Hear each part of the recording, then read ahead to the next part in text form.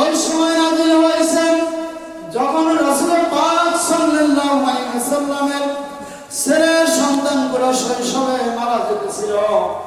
আল্লাহ রাসূলের সন্তানগুলো ছোট অবস্থায় যখন মারা যাচ্ছিল, কাফেররা বলতেছিল, আরে মুহাম্মদের কথা বাদ দাও, সে তো নির্বংশ হয়ে যাবে, তার বংশে বাতি জ্বালানোর মতো লোক থাকবে না।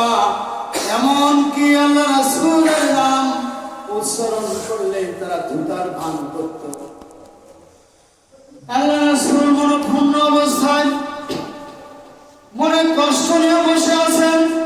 আল্লাহর পক্ষ থেকে জিবরাইল আলাইহিস সালাম এসে সূরা কাউসার নাযিল করে দিলেন আর জানিয়ে দিলেন, হে রাসূল, আপনাকে আল্লাহর পক্ষ থেকে কাউসার নামক নিয়ামত দান করা হয়েছে।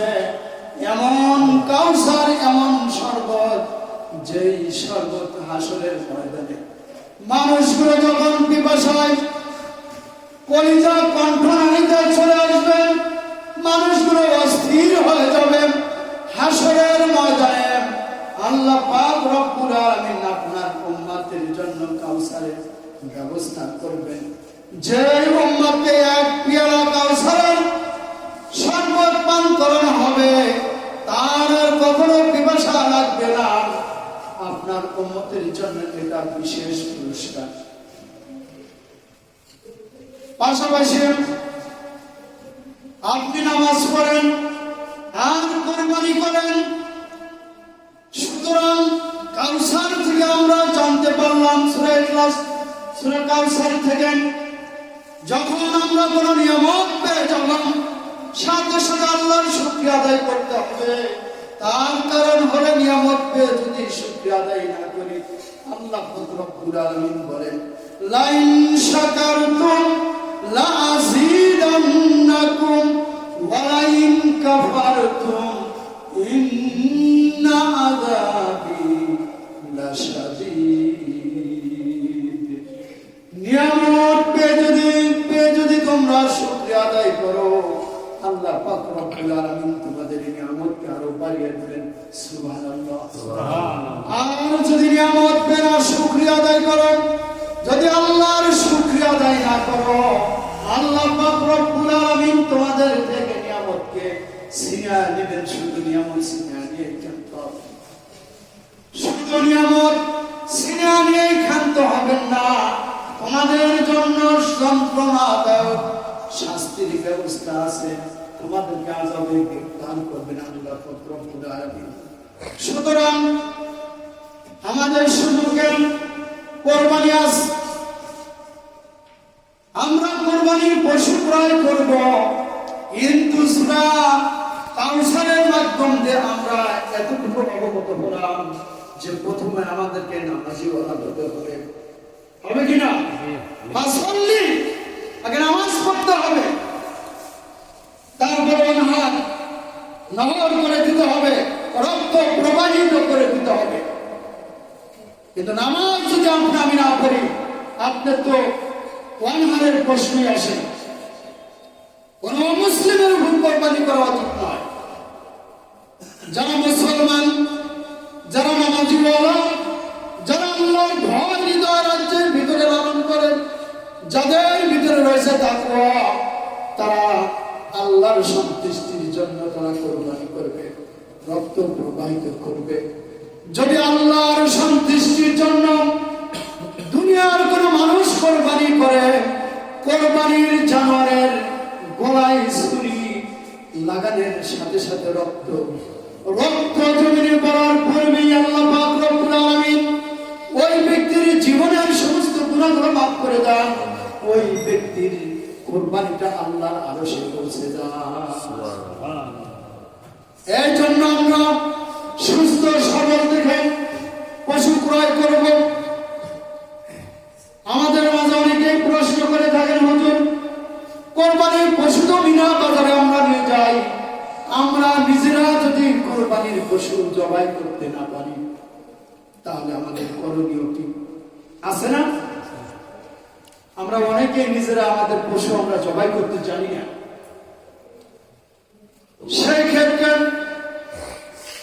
যদি কেউ কোরবানি কোরবানির পশু নিজে জবাই করতে না পারি, কোন হুজুরকে দিয়ে যদি আমরা কোরবানির পশুটা জবাই করে নেই, সেই ক্ষেত্রে আপনি আমাকে ওই পশুগুলোর সামনে দাঁড়িয়ে থাকতে হবে, পশু জবাই করার দৃশ্যটা আপনি আমাকে অবলোকন করতে হবে, দেখতে হবে।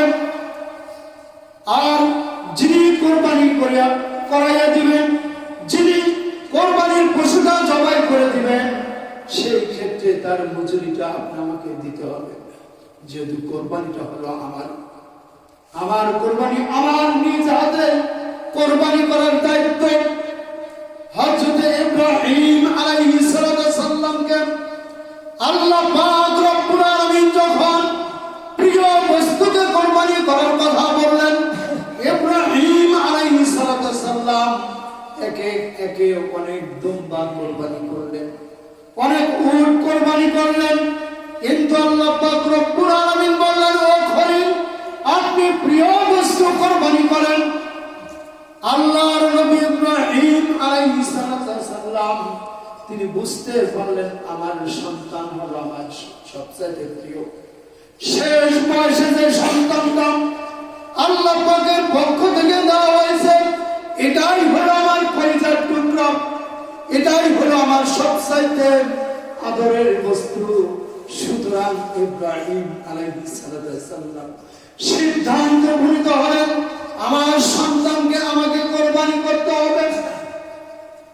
সংক্ষিপ্ত ভাবে বলছি, ইসমাঈল আলাইহিস সালামকে যখন সুন্দর জামা কাপড় পরাইয়া ইব্রাহিম আলাইহিস সালাম মিনা বাজারের দিকে নিয়ে যাচ্ছিলেন, ইবলিস লানাতুল্লাহি আলাইহি, শয়তান মানুষের রূপ ধারণ করে হাজরা আলাইহিস সালামকে ধোঁকা দিতেছিল আর বলতেছিল, ও হাজরা, তুমি কি জানো তোমার সন্তানকে তোমার স্বামী কোথায় নিয়ে যাচ্ছে? হাজরা আলাইহিস সালাম বললেন, তাকে তো মিনা বাজারের দিকে নিয়ে যাওয়া হচ্ছে, তাকে তো আমাদের সাথে নিয়ে যাওয়া হচ্ছে। শয়তান বলল, না, তাকে কিন্তু জবাই করবে। হাজরা আলাইহিস সালাম বললেন, তুমি কি কর? কোন বাবা কি তার সন্তানকে জবাই করতে পারে? শয়তান বলল যে তোমার স্বামীর প্রভু নির্দেশ প্রদান করেছেন, প্রভুকে সন্তুষ্ট করার জন্য ইব্রাহিম আলাইহিস সালাম তার সন্তানকে জবাই করবেন, কোরবানি করবেন। হাজরা আলাইহিস সালাম বললেন, ওরে শয়তান, দূর হও, আমি বুঝতে পেরেছি তুই শয়তান। তার কারণ হলো আমার স্বামীর প্রভু, আমার স্বামীর কথা বলল, তোর কি প্রভু না? আমি বুঝতে পেরেছি তুই শয়তান, তুমি এখান থেকে দূর হয়ে যা। আর জেনে রাখ, আমার স্বামীকে যদি আল্লাহর পক্ষ থেকে নির্দেশ প্রদান করা হয়ে থাকে যে সন্তানটাকে কোরবানি করার জন্য, এরকম ইসমাঈলকে জবাই করতে, কোরবানি করতাম, বিন্দু মাত্র যদি অসন্তোষ করবো না।